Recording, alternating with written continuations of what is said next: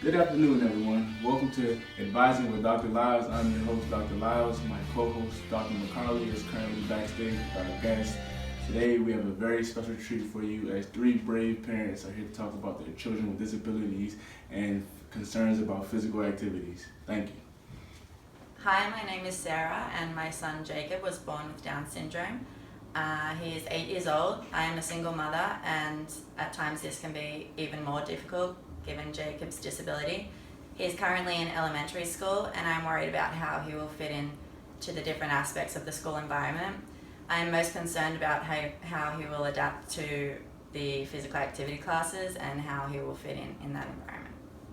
Hello, I'm Ashley, and this is my husband, Carl Jansen, and we are the parents of Tyler Jansen. Our son Tyler Johnson was diagnosed at age 2 with moderate cerebral palsy. When our son was born, he was a healthy baby and he was very active. We didn't notice anything until he was 6 months old. He didn't roll over and he didn't crawl. And we also noticed that his legs were very stiff. Currently, our son goes to Franklin High School, and he has a very strong heart, and he's smart. He's doing well in school, but unfortunately, when it comes to sports, his teachers won't let him get involved because they're too afraid that he would get hurt, or they're too afraid that his disability is too severe for him to even participate with the other children in high school. These are very common concerns to have from a school standpoint. And as a whole, schools need to do a better job of implicating programs that cater to the needs of children with disabilities. And I have some notes down here. I said, when looking at the child's individual needs, you guys as parents need to be able to understand the content of the PE programs and be able to determine whether the school provides enough physical activity. He comes home every night complaining to us about how his teachers won't let him participate in school. So we just want to know what kind of activities or programs that he can participate in within the high school. We also want to know what we can do as parents to help him and motivate him.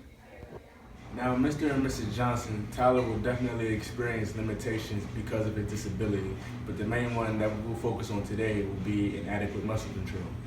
Now, there is all types of equipment, adaptive equipment out there, such as Velcro straps that will assist with his grip, so therefore the rate of injury will be lowered. Okay, so there's programs like Special Olympics that provide sports activities and competition worldwide to people of all ages with both intellectual and physical disabilities.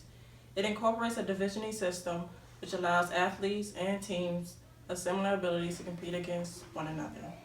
It provides training for coaches, sports-specific instruction manuals, weekly practices, and seasonal competitions. It also organizes competition of every level, like local, state, regional, national, and international.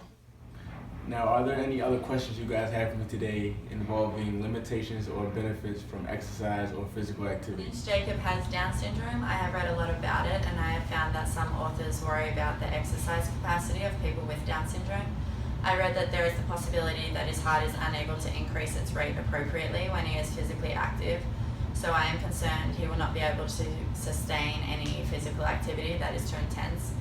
I just want to know in what ways will Jacob benefit from exercise, because after reading this information, I am hesitant to let him participate.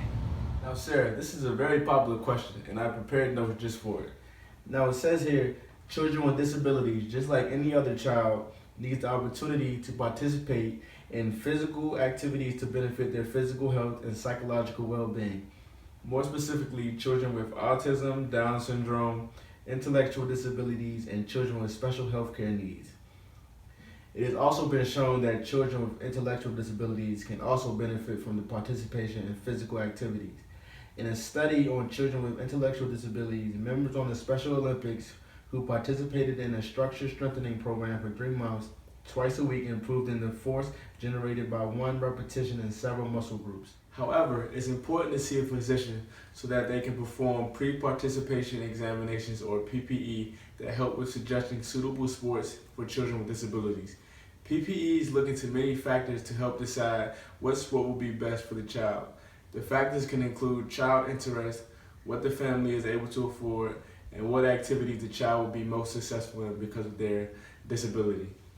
Now, before we wrap up the show, I have a video clip to show you guys of a former guest and her daughter who has Down syndrome celebrating the fact that she just made the cheerleading team for her school, which is a very beautiful thing. You got on video? Yeah.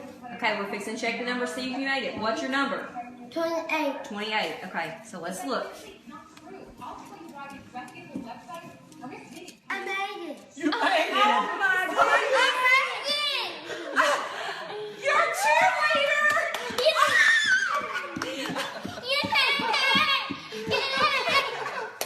You made it! What are you? A cheerleader! Oh my gosh, just like your sisters! All three of y'all!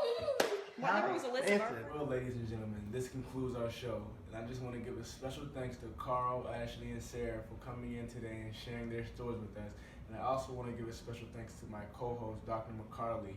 And last but not least, I want to thank you guys for joining us today and to all my viewers around the world for tuning in.